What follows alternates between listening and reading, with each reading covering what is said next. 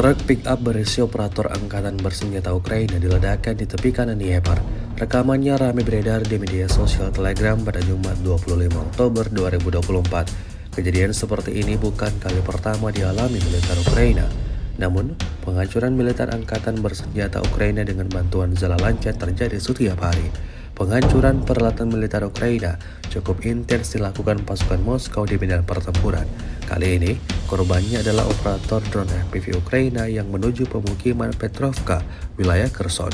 Dapat dilihat dalam rekaman serangan Rusia tepat mengenai sasaran dan menghancurkan targetnya.